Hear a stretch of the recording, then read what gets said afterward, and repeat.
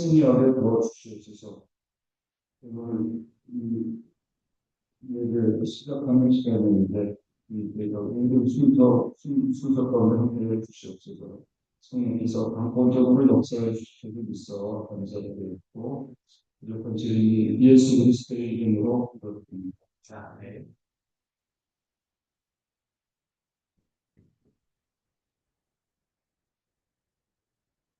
함께 읽는 하나님의 말씀 누가복음 15장 10절과 31절 말씀입니다. 오늘 함께 나누는 하나님의 말씀 누가복음 15장 10절과 31절 말씀입니다. 신약성경 129페이지, 121페이지, 122페이지 서고 있습니다. 제가 말씀을 댓글에 읽어드리겠습니다. 이에 일어나서 아버지께로 돌아가니라. 거리가 먼데 아버지가 그를 보고 시근이라고 달려가서 목을 안고 입을 맞추니 아버지가 이르되 예 너는 항상 나와 함께 있으니 내 것이 다 내 것이되. 다시 한번 읽겠습니다. 아버지가 이르되 예 너는 항상 나와 함께 있으니 내 것이 다 내 것이되. 누가복음 15장 10절과 31절 말씀을 그리고 서당은 중앙교회 시기로 다니는 사람이지 또 아들을 향한 멈추지 않는 사람, 또 아들을 향한 멈추지 않는 사람이라는 제목으로 하나님의 말씀을 선포하여 주시겠습니다.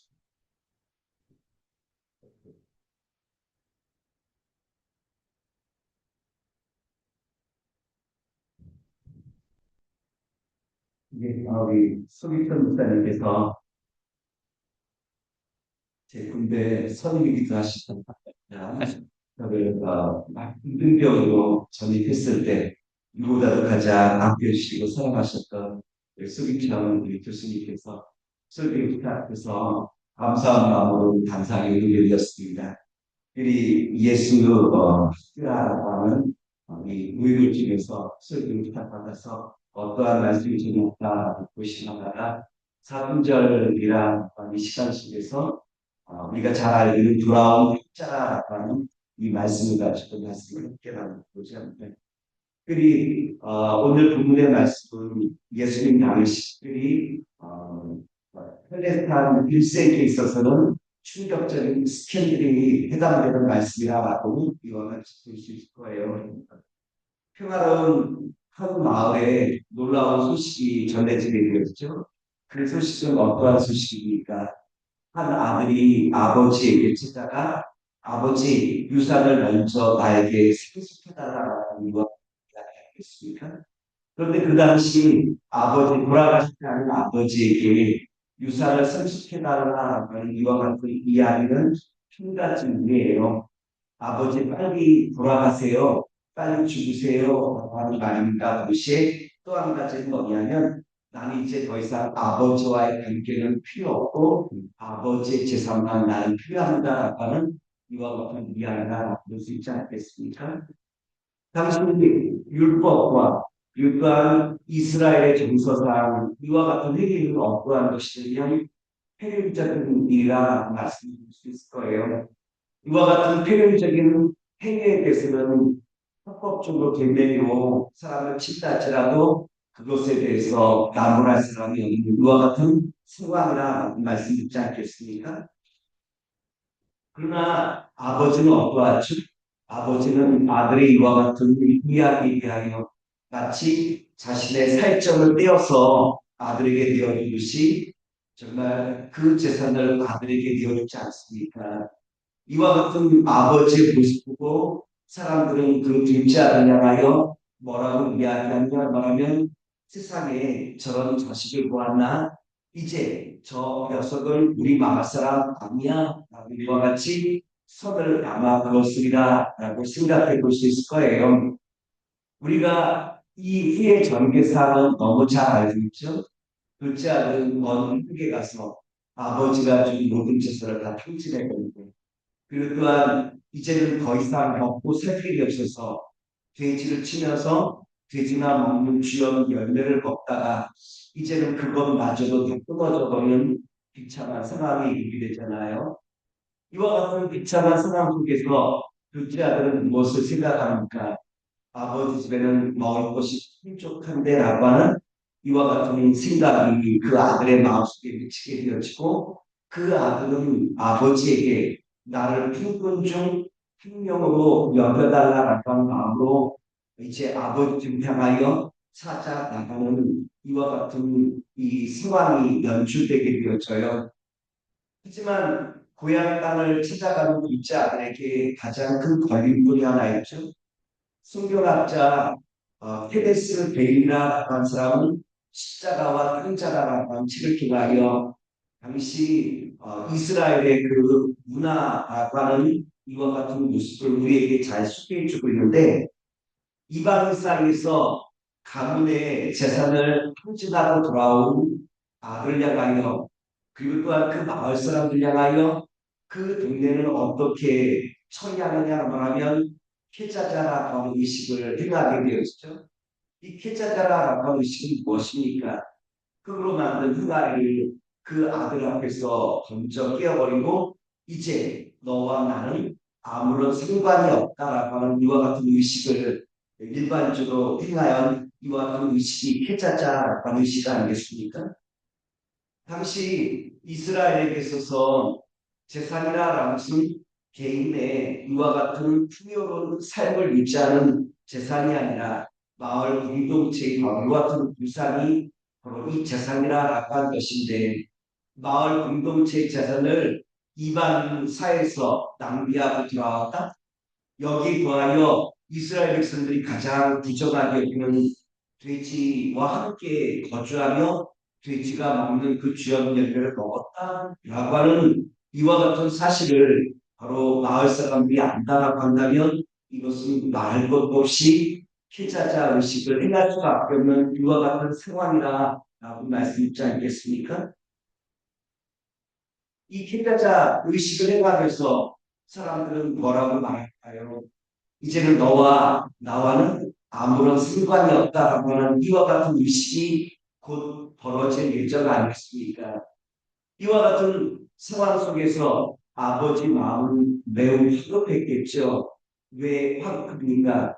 둘째 아들과 마을 사람들이 만난다라고 한다면 더 이상 이 아들은 이제 이 마을로 그 발을 내딜 수 없는 이와 같은 상황이기에 오늘 성경에 보면 아버지는 이 황급한 상황 속에서 우리에게 보여주고 있는 말씀이 오늘 본문 우리가 읽었던 20절의 말씀이라고 말씀드릴 수 있을 거예요. 제가 한번 20절 말씀 다시 한번 읽어보도록 하겠습니다.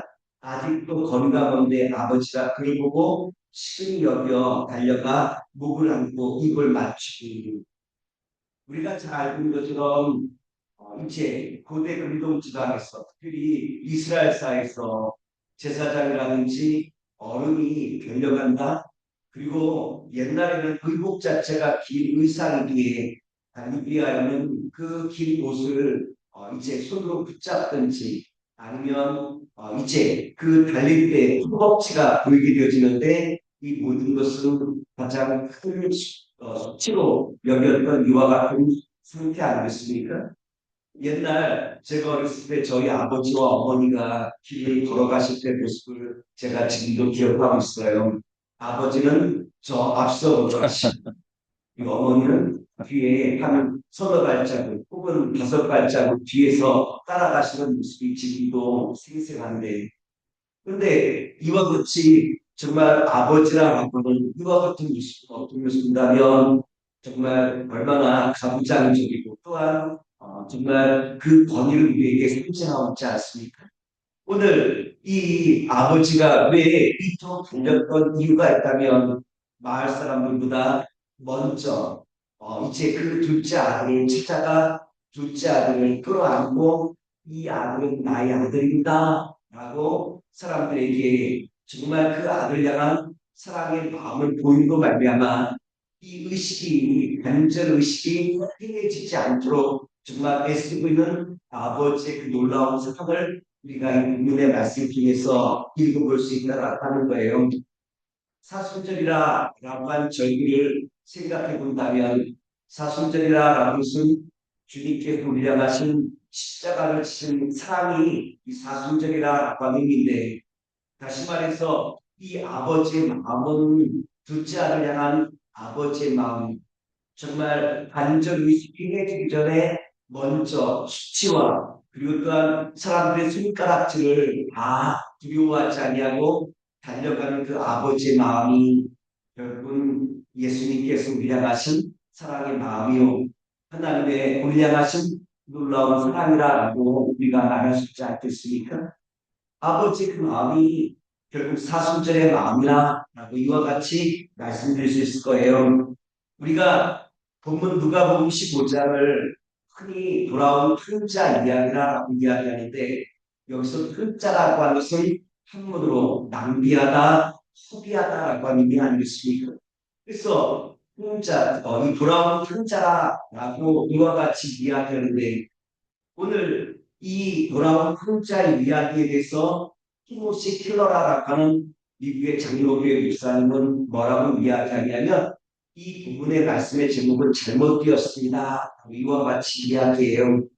여기서 중요한 것은 아들 향한 사랑의 마음, 정말 자신의 사랑을 그리고 또한 그 아들 예수님을 이 땅에 보내시며 십자가 위에서 자신을 찢어 정말 우리를 향한 사랑을 낭비하신 아버지 그 사랑을 이야기하시며 뭐라고 이야기하냐면 그리고 하나님이라고 이와 같은 숫자가 남지 않습니까? 오늘 바라기는 둘째 아들 중에서 우리는 무엇을 바라볼 수 있느냐 말하면 하나님의 우리를 향하신 아낌없는 그 사랑 마치 둘째 아들 향하여 정말 간절 의식이 해지기 전에 정말 그 아들을 붙들기 원하는 아버지 하나님의 놀라운 사랑과 그 은혜를 우리가 오늘 본문의 말씀 중에서 읽어볼 수 있다는 것을 우리가 읽어볼 수 있어요. 그런데 오늘 본문의 말씀 중에 누가 이 말씀을 듣느냐 말하면 바리새인들과 서기관들이 예수의 말씀을 듣게 되어져요. 다시 말해서 바리새인과 서기관들은 어떠한 마음을 갖느냐 말하면 나는 둘째 아들이 아니야. 나는 죄인이 아니야. 라고 하는 그 마음이 바로 지금 예수의 그 말씀을 듣고 있는 친중이나 이와 같이 말씀 듣지 않겠습니까?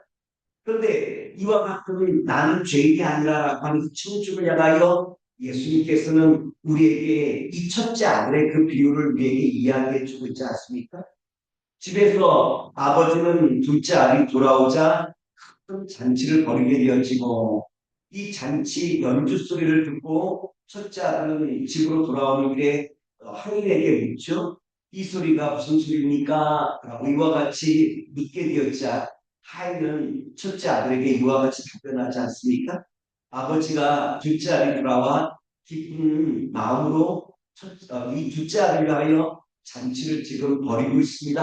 라고 이와 같이 이야기하자 이 이야기는 첫째 아들의 마음이 어떠합니까? 누가복음 15장 28절에 보면 그 첫째 아들의 그 마음을 우리에게 소개해 주고 있는데 제가 말씀을 분석해 볼게요. 그가 노하여 들어가고자 하지 아니할 끈을 아버지가 나와서 권한대 이 보면 첫째 아들의 마음이 노했다라고 이와 같이 이야기하고 분명해 있어요. 얼마나 그 아버지를 향한 그 마음이 지금 분노로 가득 찼는지 우리에게 단축을 보여주고 있는 것 아니겠습니까? 그런데 이와 같은 행동도 아버지의 큰 무역적인 행동이라고 말씀을 드릴 수 있을 거예요. 왜 이와 같은 행동이 아버지를 향한 무역이냐라고 하면 여러분 잔치라라고 특별히 큰 잔치라라는 것은 그 주인이 있는데 아버지가 그 잔치를 베풀었다라고 한다면 그 아들도 그 잔치의 공동 주인이 되는 거예요.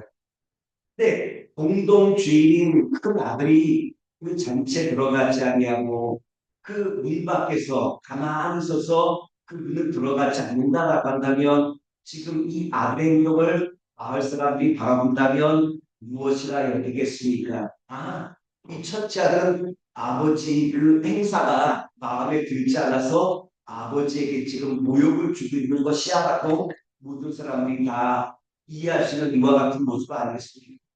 다시 말해서 아버지의 그 행동에 대하여 지금 첫째 아들은 모욕을 하고 있는 것이라고 볼 수 있을 거예요. 아버지 입장에서 본다면 자신이 향하여 모욕하고 있는 그 첫째 아들에게 책망하거나 나무랄 수 있는 이와 같은 편견이라 볼 수 있지 않겠습니까?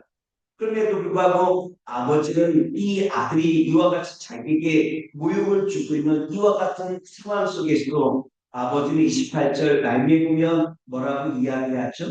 아버지가 나와서 권한대라고 우리에게 말씀해 주고 있죠.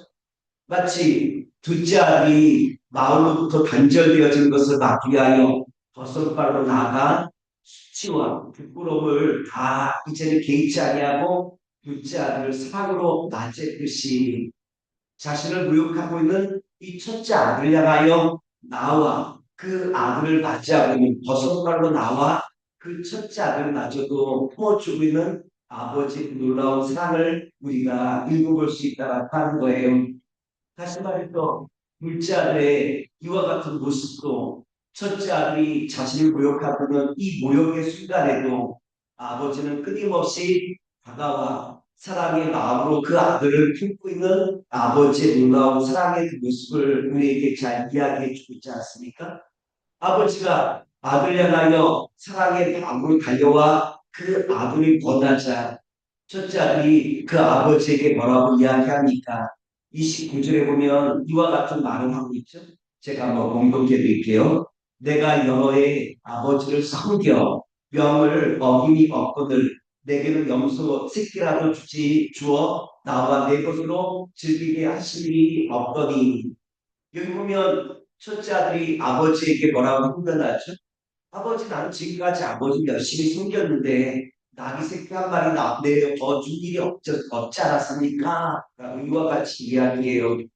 여기서 중요한 단어가 뭐냐면 섬겨라라고 하는 단어인데 이 섬겨라라고 하는 단어는 노예처럼 일하다라고 하는 의미 아니겠습니까?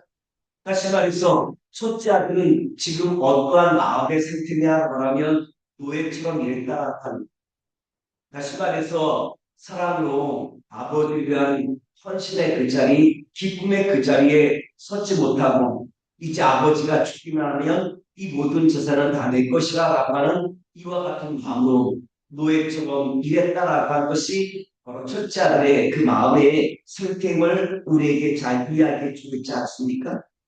오늘 이 아들은 다시 말해서 의무와 보상만이 남아있는 이와 같은 관계를 아버지와 아들의 관계가 이와 같이 의무와 보상의 관계라고 하는 것을 우리에게 단적으로 보여주고 있어요. 그런데 누가복음 15장은 열린 결말이죠. 이 첫째 아들이 그 집안으로 들어갔는지 그 집안에 들어가지 않고 그 문 밖에 그냥 서 있었는지 이 사실에 대해서 우리에게 알려주고 있지 않아요. 그런데 여기서 중요한 것은 무엇이냐고 하면 이 비유를 듣고 있는 서기관과 바리새인들 향하여 예수님께서 질문하고 있는 이와 같은 질문 아니겠어요? 그렇다면 너희는 이 문으로 들어가겠느냐? 라고 하는 질문이요. 또한 사순절 다섯째 주간을 지나가면서 주님께서 우리에게 묻고 있는 질문이 있다면 너는 이 문으로 감사의 문, 주님의 그 은혜의 문으로 들어가겠느냐라고 하는 이와 같은 물음이라고 말씀드릴 수 있을 거예요. 오늘날 한국교회에 정말 많은 사람이 있다면 순도가 있다면 저는 둘째 아들보다는 첫째 아들 쪽이 조금 더 가깝지 않을까 생각을 해보게 되었어요. 처음은 은혜로 시작했지만 어느 순간에 의무감만 남아있고 그 또한 의무로 봉사하고 예배드리고 섬기는 이와 같은 자리에 우리가 지금 서 있지는 아니합니까? 나는 이렇게 열심히 헌신하고 나는 이렇게 봉사하는데 왜 내게는 조금의 위로조차도 없는 것일까? 마치 첫째 아들이 아버지에게 훈련하듯이 왜 내게는 죽음의 위로도 없습니까? 라고 하는 훈련의 마음이 우리 가운데 있는 것은 아니지요. 오늘 사순절 다섯째 주간을 지나가면서 나의 마음을 바라보며 우리가 다시 한번 바라볼 것이 있다면 문 밖에서 서 있는 나를 향하여 달려오시는 아버지의 그 사랑을 다시 한번 바라볼 수 있는 이와 같은 시간 되길 원합니다. 아멘. 놀라운 것은 주님께서 이 첫째 아들에게 뭐라고 답변하시죠? 31절에 보면 우리에게 이와 같이 말씀해 주시죠. 31절 한번 같이 볼게요. 시작. 얘기라. 너는 항상 나와 함께 있으니 내 것이 다 내 내 것이 것이 아니냐. 아니냐. 네. 아멘. 주님은 우리에게 뭐라고 말씀하시느냐면 나의 것이 다 너의 것이야 라고 우리에게 이와 같이 말씀해 주고 있죠. 오늘 바라기는 사순절을 지나가면서 다시 한번 우리가 생각할 것이 있다면 내가 의도로 봉사하기 때문에 숨기기 때문에 어떠한 일을 하기 때문에 주님께서 나에게 은혜를 더하시는 것이 아니라 나의 것이 너의 것이야 라고 말씀하시며 너는 나의 존귀한 자야. 너는 나의 정말 아름답고 복된 자녀라라고 하는 이 말씀을 우리가 마음에 묵상하면서 사순절 주님의 그 고난을 묵상할 때 주님의 그 고난이 어디서부터 왔는지 나를 향하여 정말 불의한 둘째 아들과 같은 나를 향하여 달려오심으로 말미암아 또한 첫째 아들과 같이 정말 끊임없이 항변하는 나를 위하여 정말 달려오시는 주님의 나를 향하신 그 사랑이 결국은 주님의 십자가의 고난에 이르게 되었고 주님의 십자가의 고난은 결국 무엇이냐고 하면 나를 향하여 달려오시는 주님의 그 놀라운 사랑을 깨닫는 시간이 바로 사순절이라고 하는 시간 아니겠습니까? 아멘. 오늘 이 사순절을 맞이하여서 저와 여러분이 나를 향하여 달려오시는 예수의 그 사랑 안에 저와 여러분도 함께 부대하여 주님, 나도 주님을 사랑합니다. 아멘. 주님을 더욱더 의지합니다. 아멘. 라고 하는 고백으로 이 사순절 주님과 동행하시는 우리 모든 우리 예수 학교 우리 모든 분들 되시기를 다시 한번 기도하겠습니다. 아멘. 기도하겠습니다. 주님. 사랑과 은혜가 무한하신 아버지 하나님 우리에게 놀라운 주님의 사랑을 다시 한번 보시니 지금까지 우리가 마치 첫째 아들과 같이 의무로 일을 행하였다면 주님이 나를 향하여 달려오시는 그 놀라운 사랑을 지금 다시 한번 바라보며 나도 주님을 사랑합니다. 나도 주님을 의지합니다. 주님을 더욱더 바라봅니다. 라고 하는 마음의 고백으로 주와 동행하는 주님의 신실한 자녀 되게 하시옵소서. 아멘. 우리 주 예수의 이름으로 감사드립니다. 아멘.